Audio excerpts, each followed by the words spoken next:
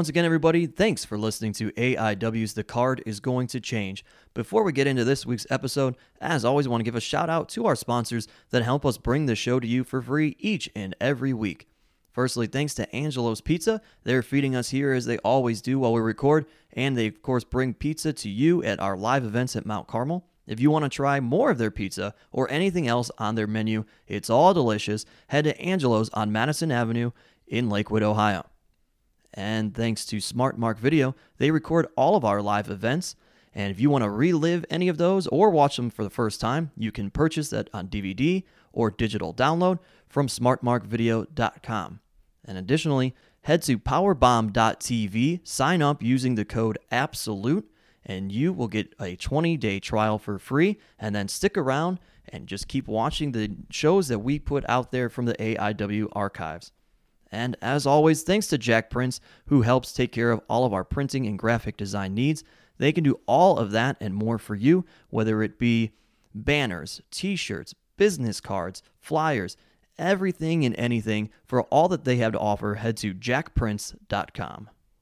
That's J-A-K Prince.com. Is that a first time for you? That's the first time. There it is. First time right there. So that voice you heard is mine. I'm your moderator of sorts, Steve Guy, as always joined by the owner of AIW, John Thorne. And yeah, I don't know how to go from that, you know? He's just rolling through them all. That's just weird. Yeah. So on this episode, first of all, hey, it's fun to talk to you guys again because it's been a couple weeks for me. But we're going to just answer some of your questions. We threw that out on social media, and some of you guys threw down some questions for John Thorne. So that's what we're going to do. We're going to have some fun with it. It's mainly because of the scheduling conflicts to get this recorded and get something out. By the time it's needed, I like to have at least a couple other people to play off of, and give some feedback. And all the AIW students are off doing bookings and things, and it's imagine that they're successful. Well, I don't know if I'd say successful. Are they more successful than you thought that they would be? That's your first question. Jury's out still. I mean, they're all getting bookings, Yeah, I mean that's good. It's good for them, Bad for the podcast, but good for their careers. Bad for my podcasting career. We need more students. Is that what you're saying? Oh, we have a lot, but I don't know. No podcasters yet. We have a lot of students. I just don't know if I want to give my address to some of them. Yeah, that's fair. That's don't give them mine either. But so I figured, hey, we're under the gun. We're gonna probably, have jam-packed weekends. So at least let's, do a quick Q&A so I have something to put out today. Perfect. Well, I'm going to start with this one. It's not really a question necessarily. It's more of a statement. And this one comes from a familiar face to the AIW faithful. It was on Twitter. It's at Grado Wrestling, and he says, John Thorne AIW, mate, you need to stop taking my booking ideas when I'm fucked up. Seriously. Well, he had a private conversation with me about this as well.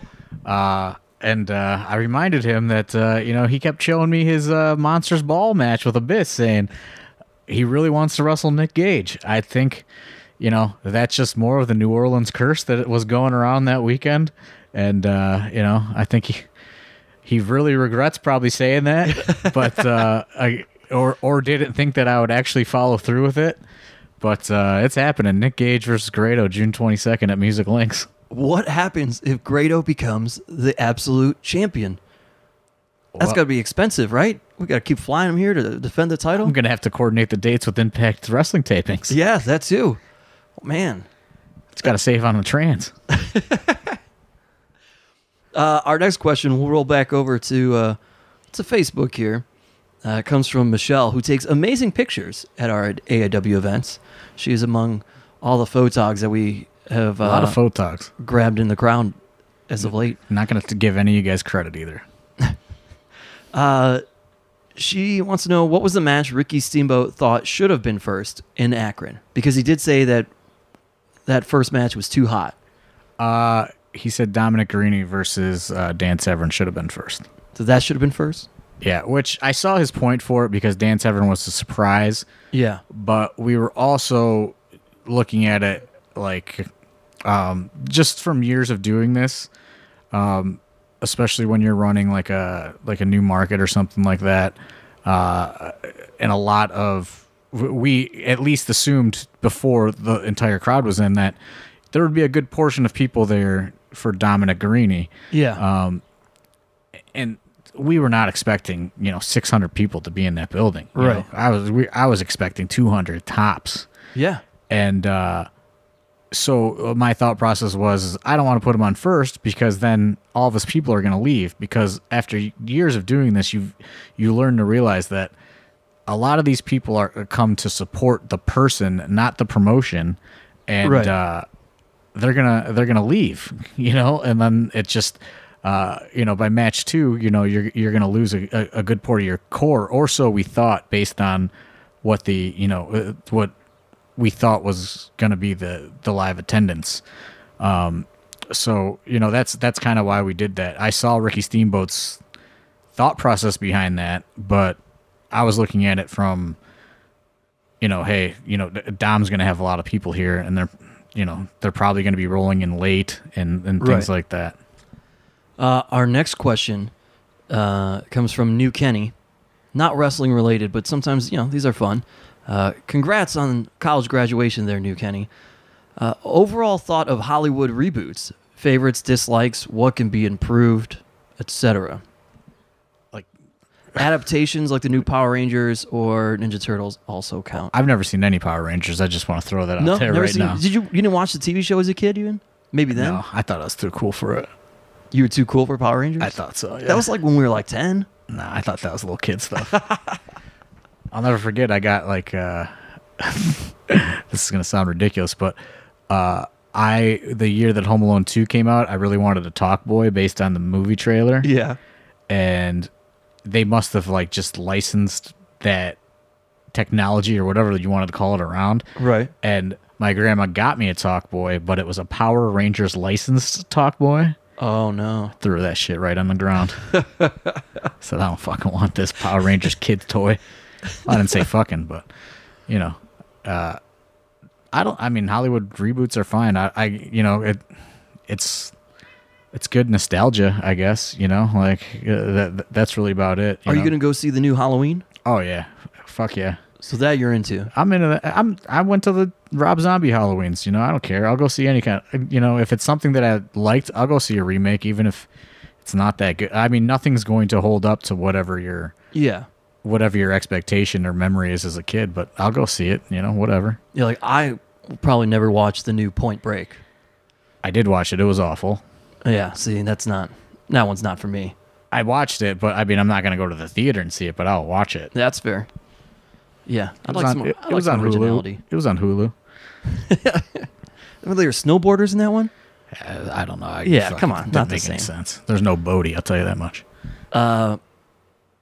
Ryan wants to know what's going on with the AIW Women's Title. And I think we've touched on this a few times. I saw this question. It's asked by a few people. Yeah.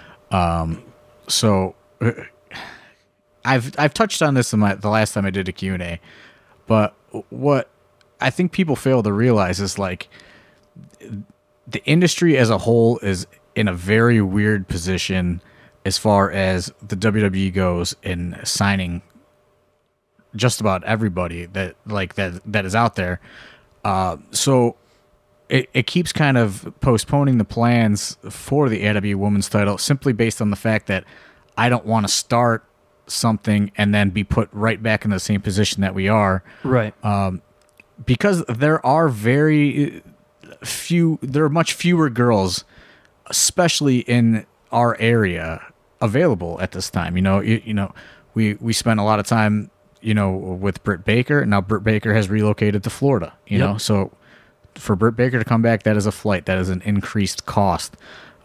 So many girls have been signed or are rumored to be in discussions with WWE because there is the Mae Young Classic is supposedly going to happen again sometime by the end of the summer.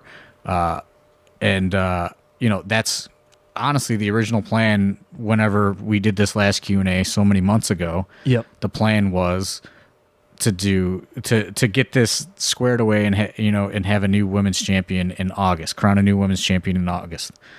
That is obviously not going to happen now because there's so much up in the air with who is going to be available by the end of summer or the early fall. So it's like it sucks to kind of say that, but it's a matter of what is the WWE going to leave us to work with. Yeah.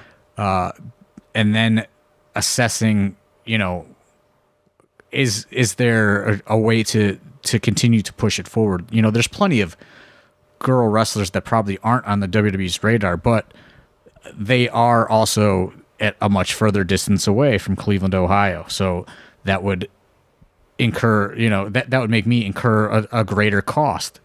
And it's like, is there going to be a demand for somebody to watch the division get rebuilt almost from the ground up again or not? There's a lot of unanswered questions to where it would be much easier if there were more marquee talents available.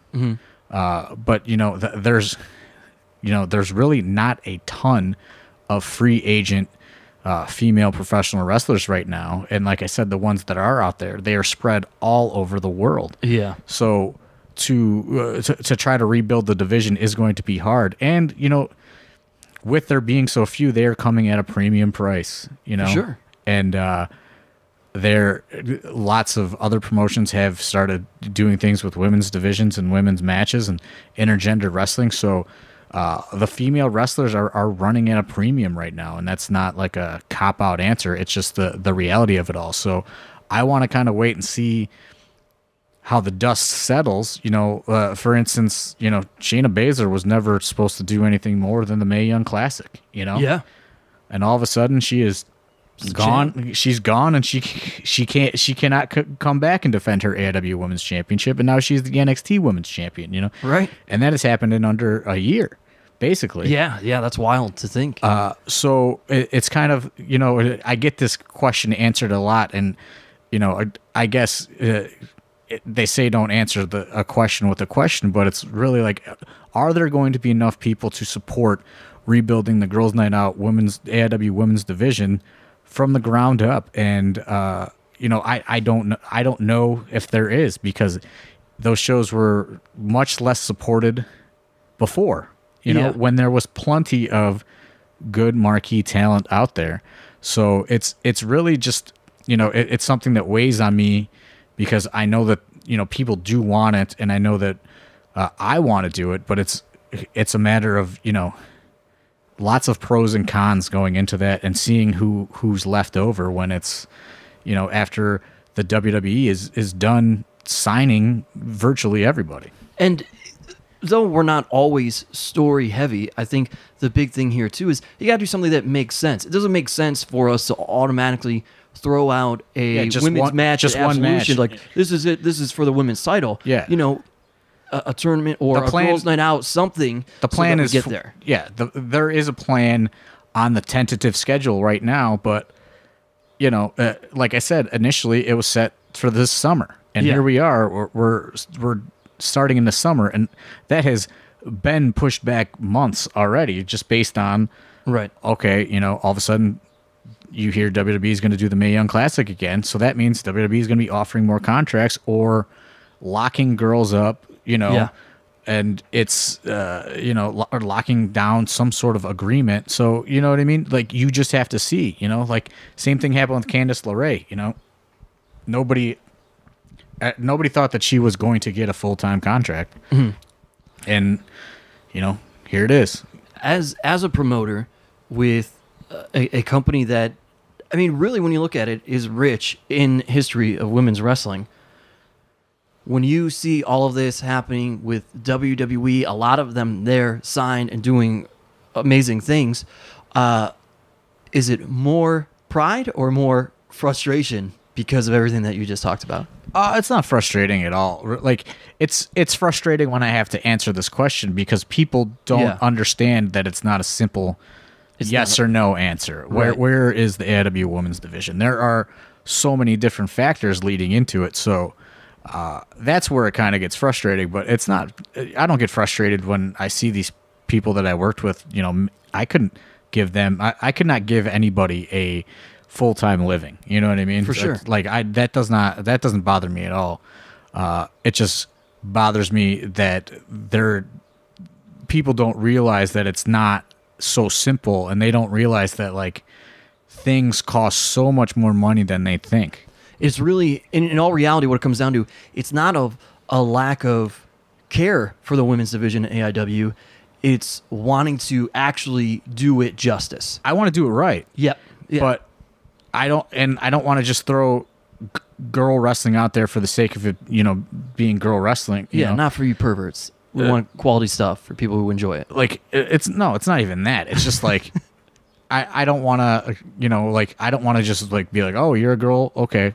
Yeah, and like fill a card out, right, just whoever, random people. And like another thing that people don't, not on top of WWE, you have Ring of Honor, who has a women's division. You have Impact Wrestling, who they're really trying to build their division up on top of just other indies as a whole, and like of course your Shimmer and things like that. But it's just a matter of figuring out who is going to be available, and it's not like and I don't want them to be available for a month. You know what I mean? I want somebody that's going to be available, right? Which at the current landscape of independent wrestling, it seems like people are just, as soon as they get a little bit of attention, they're getting a contract or a tryout. Yeah. All right, let me give you a dumb one because, that was a lot there. Our friend Mike Baker, naturally, is going to give you these stupid questions. This is an option between these. High Plains Drifter, Outlaw Josie Wales, Unforgiven, or Pale Rider. I don't even know what any of that is. You have never seen any of those? Those are all movies. They're all Westerns. Not a Western guy. Tombstone, I know Tombstone, that's it. Yeah, how do you not put Tombstone on there, Mike Baker? I'll take Tombstone. Tombstone is good. I like Outlaw Josie Wales. That's a good one, but that's it's like a Civil War era one. All right, from Jason on Facebook, he wants to know what are some of the most important matches in AIW history. And I think we've answered this in so many ways through other ones, but maybe the wording there is good. Important. I guess let's take this as what are some of the matches that you think have elevated the stock of AIW, so to speak?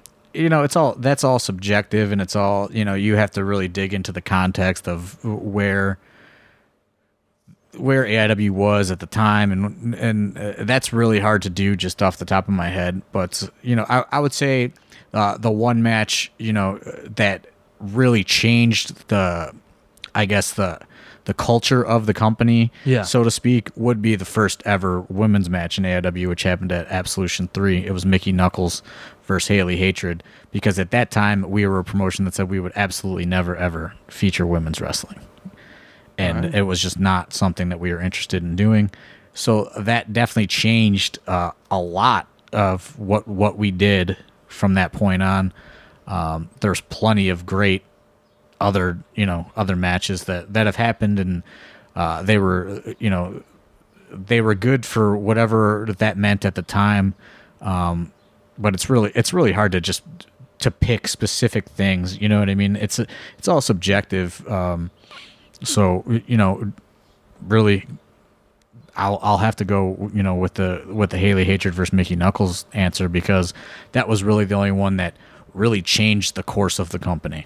All right, that's an answer probably nobody saw coming, so I like it. Here's a fun one. Nixon, Tolar, Schultz. Is the Duke a curse to teams in AIW? Well, he's also a curse to me, because I was planning a comeback this year, and I matched myself up with a Duke, and all of a sudden I was in the hospital for weeks. And those dreams have been crushed. So I will say that, yes, I do believe the Duke is a curse. Watch out, hashtag Duke money. You need Manser and Jock to keep rolling here. Jock will be retiring soon, I'm sure. This one from Russell. Likelihood of a deathmatch tournament. Now, this, I think, stems from it was if Danny had won against Donst last summer at Wrestle Rager, he's going to retire no matter what, but we would do a deathmatch tournament should he have won. That was just kind of bait and switch shit. Yeah. I don't think that I will ever do a deathmatch tournament. I understand the appeal of deathmatch tournaments. I understand that there is quite a bit of money to be made by doing a deathmatch tournament. However, I do believe in a thing such as fans getting too bloodthirsty. Yeah. And fans only wanting that after you cross that point of no return. Sure. And just that's why I do not want to do it. And on top of liability and venues and there's so many other things. It's just like perception amongst potential sponsors and things like that. And there are plenty of good options if you want to see deathmatch wrestling. Like go watch Game Changer Wrestling. That nobody is doing it better than them in North America. That's just not. It's not what I want to present, because I do feel that especially in such Cleveland is like a small big city, right? There will be a much bigger uphill battle to climb with getting fans to support something like that on a regular basis. And then come back and support the regular shows after, if we did that. Because I just, there's, I know Hornswoggle is dealing with something like this, not deathmatch wrestling, but,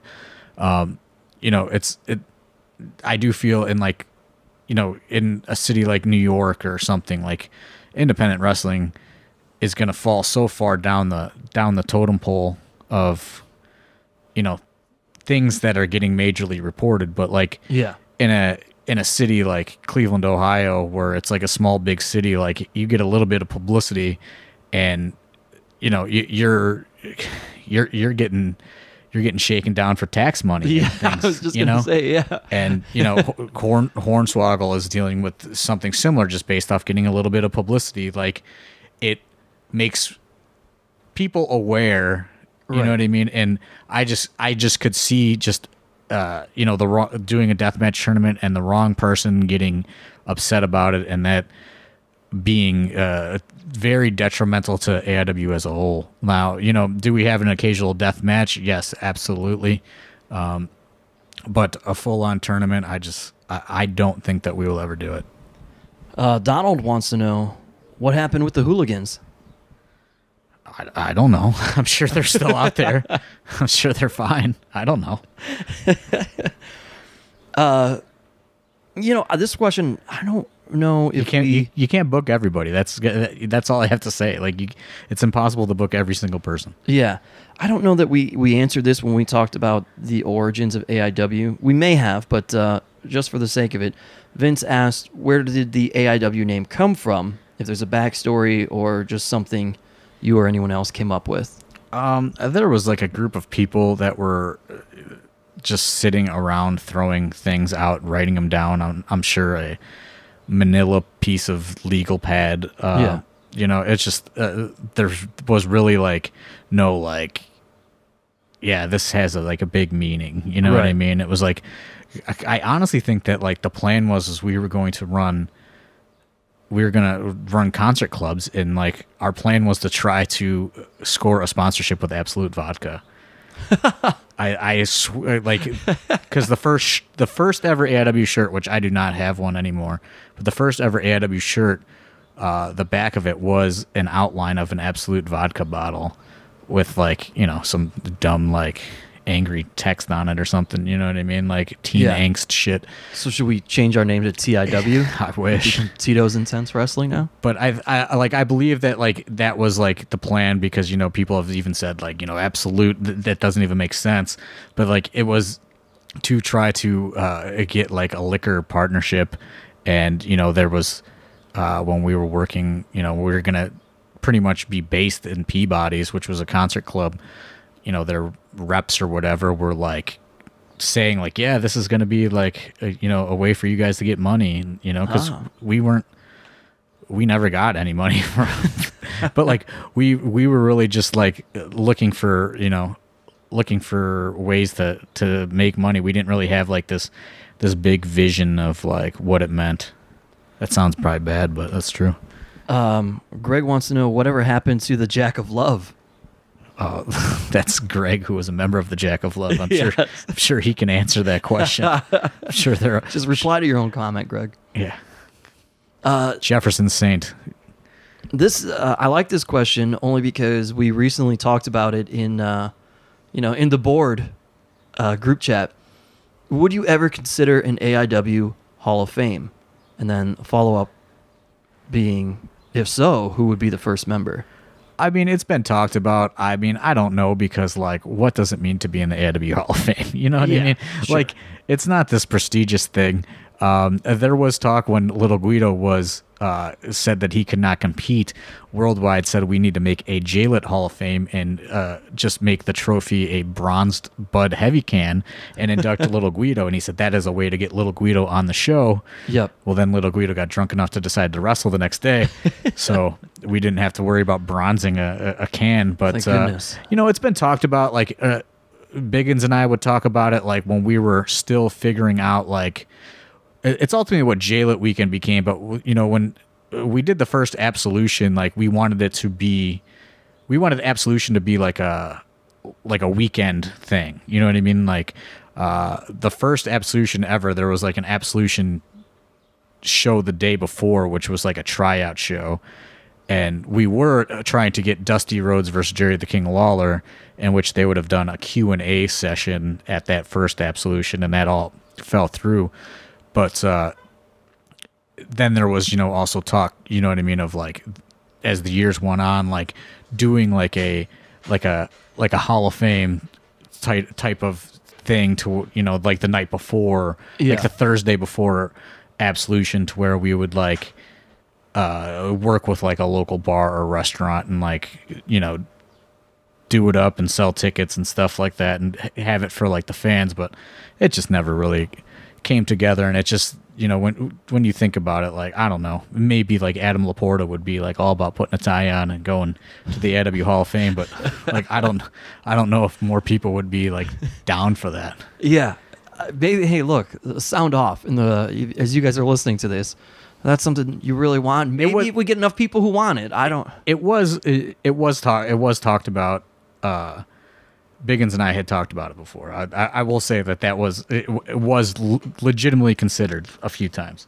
Who do you think would be first now? Would you still go Guido for like the AIW Hall of Fame? Yeah, I believe it was gonna be when he was alive. JT Lightning was gonna be the first guy. Oh, that makes sense. Sure.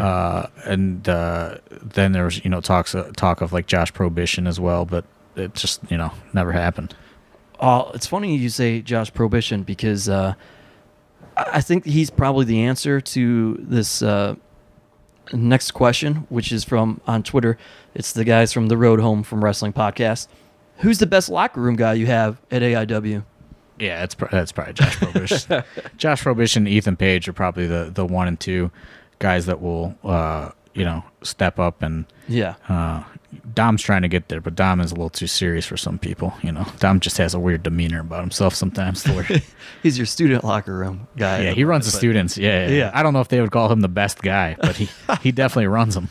Well, maybe better than the other guy that was doing it, but neither here nor there. Stefan, we already answered your question, so you now know that it's not a matter of needing more man rats to book G&O again. It's a matter of needing girls, really. Here we go. I don't know if you want to play your hand on this, but are we going to see Tim Donst versus Joey Janela in the future? Yeah, he challenged him for Absolution. I mean, somebody was not at the last show, just saying. All right. Or didn't hear that part. But there you go. That's your official announcement, folks. I don't know if you know the answer to this. What was the deal with the really long shower Facade took at Evolve? He fell asleep in the shower. It's a true story. He just fell asleep in there. Just fell asleep. He like sits Indian style in the shower or something. I don't know.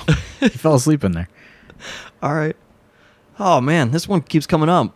Let's get to the heart of the matter. When are you going to book Kali? I think the ship has sailed on Great Khali.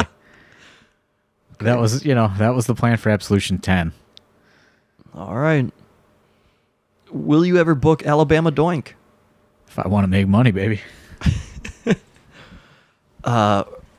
Rank the Halloween movies, best to worst. Oh, man. These questions, man. I didn't think we got so many questions. These are the good ones for you. Yeah, I feel like these just kept coming as we started doing this. I'm going to go Halloween 3, Okay. 1, 2, H2O, 4, remake, 5, remake number 2. No, I'll go Resurrection, then remake part 2. All right. I think I got them all.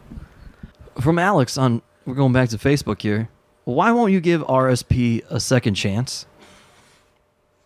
I mean, honestly, I've talked about it on this podcast concerning the girls' night out, but it's just like from an economic standpoint, I just don't think that adding him is going to sell any more tickets. I think that there's more of an upside in showcasing an AIW student than him. And if people want to see him, he's there anyway. Like, he comes to every show, and you know what I mean? So I don't know. I don't think that putting him on the card is going to or not having him on the card. I don't think that there's any real impact there. It's just there's more of an upside in say putting a younger student on the card who is A, going to be cheaper, B, probably going to draw some fans, which I guess I'll address this too, and I'm sure we'll cover it when we talk about the Chandler Biggins tournament shows. But I notice this whenever we have new students debut that have a large following in the crowd. The AIW faithful get mad about that. Yeah. And it's territorial or something. I think what they get mad about is when those fans just chant for that person the entire show and the whole other show to watch. But you can't get mad about that because they're not wrestling fans. Yeah. And that one student that you will flick off or whatever probably made more money for the company in that day than your favorite wrestler ever has. That's the real economics of independent wrestling. Yeah. And Wes Barkley, for example, because he's the latest one. He made more money for AIW than probably anybody ever has. You know what I mean? Right. Ever. Based on if you go cost versus return. Yes, profit and everything. Yeah. And Joshua Bishop was the year before, and the year before that was Brian Carson. You know. And it's all the beer that these people drink. It's not just the tickets. Yeah. And that's the thing that I think the AIW regular fans need to embrace is we could it would make so much more sense to just go that route, right? Mm-hmm.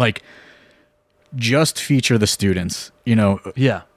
Optimize my profits, lower what I have to spend, and I would be rich, literally, I would have so much money. And when I broke into wrestling, the rule was you have to sell 20 tickets to be on a show. That's how Cleveland wrestling was. Right. If I had that rule, I could be rolling in cash, but I don't have that rule. Because I understand that there is a middle ground to be met. You know what I mean? Yeah. And there is, a need for the students are not going to deliver at the level of, say, an Ethan Page. You know what I mean? But you have to embrace the process of these guys because, without Wes Barkley debuting, J-Lit Night 2 doesn't even happen because though night one lost so much money, and we will get into that when we recap Jail It. Right. Like without Wes Barkley coming through in the clutch and having over 100 people there for him, like that doesn't happen. You know what I mean? Like, and we still lost a lot of money, but he lessened the blow so much. So it's like, do I want to book Ricky Shane Page and give him a second chance when, you know, he had way more than one chance in AIW over the course of 15 years? Or do I want to try to build up somebody new who is going to make money, who is going to appreciate it? Because I don't think Ricky would appreciate the booking to begin with. He would not care. He didn't appreciate when he had the belt, you know, so he's not going to appreciate a booking. Mm-hmm. And, you know, he comes to the shows anyway. You know what I mean? So, like, if you really want to see Ricky Shane Page and buy a t-shirt from Ricky Shane Page, like, he's going to be walking around 9 out of 10 times, you know, like throughout the year. You don't have to see him wrestle. You know what I mean? Like, he's just there anyway. And, you know, to me as a promoter, it's like, this guy's going to come for free anyway. Like, why would I even need to book him? Mm-hmm. You know what I mean? Like, that's just a promoter thought, you know? Yeah, like, yeah. And, you know, I just think the spot is better suited for the school, because the school is going to be the guys that are going to be wrestling in this area for, you know, the next 10 years or whatever. Sure. You know what I mean? So, like, you have to lay the groundwork on them now. And, you know, it's just better. You know what I mean? Like, turnover is good in wrestling. Sure. This will go into a second question. These are both going to be from Facebook. How was Iron Curtain created, and why was it dissolved? I know the Duke came up with the name. I don't like it. The Iron Curtain was created as a way to get some of these other guys that were coming around at the time. This is pre AIW having a wrestling school. Like a guy like Dick Justice was just riding in, just like helping, you know, and showing his face. Like, it was a way to get them on the shows. Even if they didn't have matches, it was a way to, like, it was like a developmental sort of thing to like, you know, put some of these guys in spots, help Greg Iron be a heel, and then, you know, kind of see where, you know, the dust settled on the whole thing. And, you know, obviously, like, Dick Justice broke out of that, like, a pretty big deal. Yeah. And then Jerry came out of that, you know, huge, unsuspected, you know what I mean? Like, just sleeper. So I think it served its purpose, but, you know, nothing can last forever, you know, and it just kind of, you know, naturally, you know, Dick Justice had broke away first, and then, you know, like, Jerry caught on like wildfire. So it was like, that was the way to go, was with Jerry. So then your follow-up ends up being, will we ever see Gregory Iron back in the ring or even as a manager in AIW?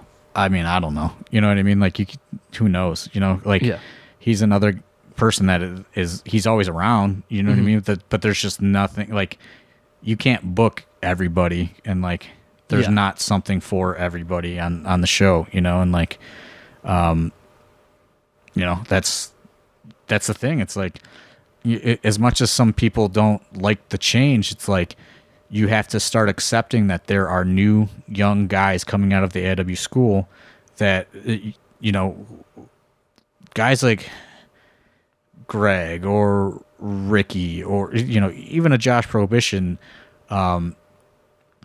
these guys have been around forever. You know what I mean? Yeah. And there was a time when they were the new guy, you know, and it's like, there's so many new guys coming out of the school. It's like, who, you know what I mean? Like, who is going to bring fans into the building? Yeah. You know, like, because I've said this probably before in this podcast, but, like, video is kind of fading away slowly, you know, as far as, like, money, you know, and it's about the live attendance, you know, and, like, you can't justify booking a lot of these big ticket guys with a flight, with their fee, with the hotel, if you're not going to be selling video releases like you used to. Right.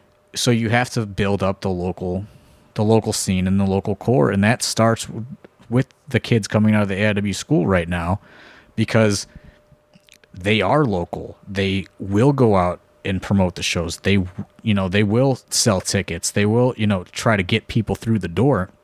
And that's what's been keeping the company alive. And then you throw a meet and greet guy on there, and a lot of those guys appeal to several generations. Sure. So it's like, Wes Barkley's, brother sees Gangrel. He's like, holy shit, Gangrel's here. Like, you're a real wrestler. Right. It justifies it. Yeah. It justifies it to them. And then they, they don't know any better. They're going to go get a photo. They're going to get an autograph. They're going to buy merch. So it's like, I understand the mindset of the regular AIW fan, but you got to understand that this cannot get any bigger without, these new fans coming in, because you guys have been here for a long time, but there's a lot of expenses that you guys don't realize. And the more people that we can get in through the doors is going to make it a lot easier.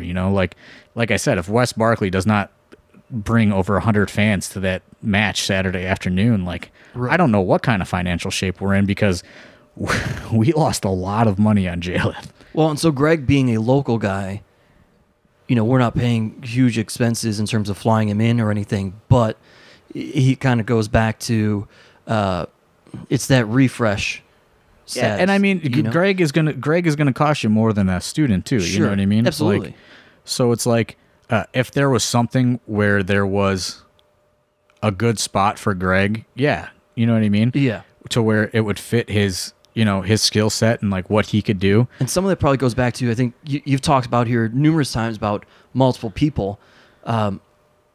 You really need people to really, really miss someone. Sometimes that's just an element of professional wrestling. You need that person to go away for a while. Right. And, it freshens people up. You cannot book somebody all the time, because then who cares? You know what I mean? If I really want to see Greg Iron, I could just go to the next AIW show. You know what I mean? Right. Yeah. And it's there's, you just, people need to go away sometimes. And if an idea comes back around, it comes back around. If it doesn't, it doesn't. That's always the gamble of kind of out of sight, out of mind sort of thing. But